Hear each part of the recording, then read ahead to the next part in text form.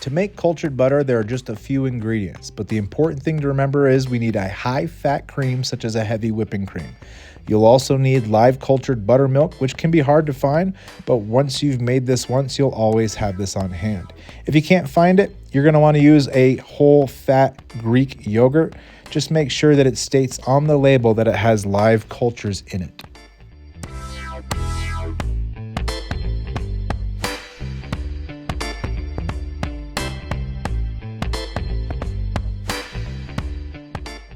Now all we're going to do is place this mixture in a room temperature spot and allow it to ferment for 1 to 2 days.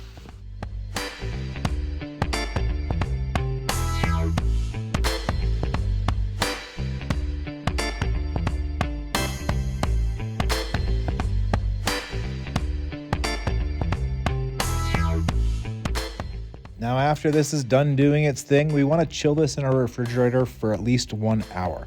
This will aid in the whipping process.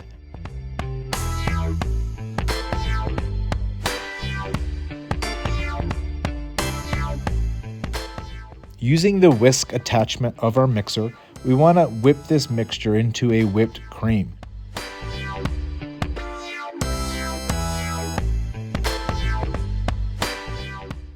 Now we're going to switch to our paddle attachment and continue to mix this until our whipped cream breaks and the milk fat solids start to separate from the buttermilk.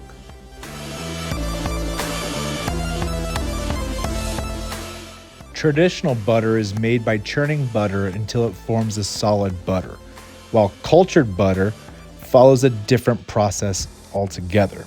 To make cultured butter, bacterial culture or live cultures are added to the pasteurized cream. Then we allow that to ferment for 28 to 48 hours, in which the butter develops a tangy flavor profile. This is perfect for spreading on bread and eating it as is, which is my preferred way of consuming it, but you could also use this for any reason that you would use traditional butter. The contraption you see me using here is used for making nut milks, but if you don't have one of these, simply line a colander or a strainer with some cheesecloth and allow that to fully drain. And here we have our byproduct from making our cultured butter, live cultured buttermilk. Now after you've let that drain very, very well, you want to make sure we wash this off. I like to use ice water and I rinse this off about 3 different times, trying to massage the butter and get as much of that buttermilk out as possible.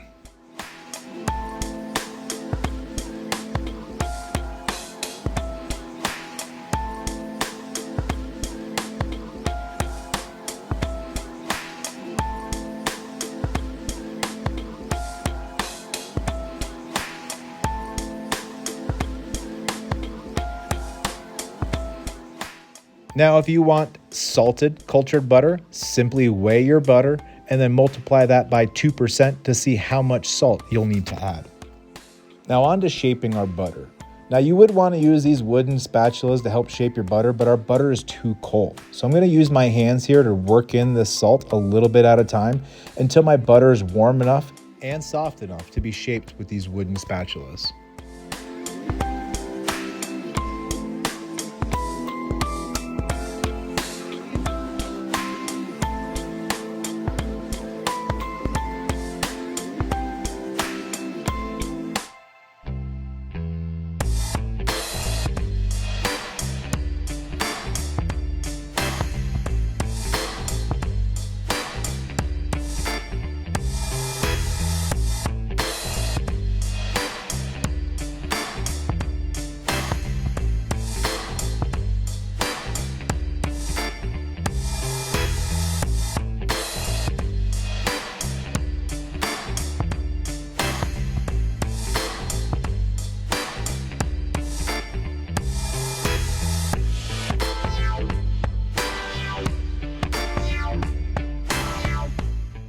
You can either wrap this tight, label it, place it in your freezer for up to 3 to 4 months, or you could use this right away, placing it in your refrigerator. It'll last for about 3 to 4 weeks.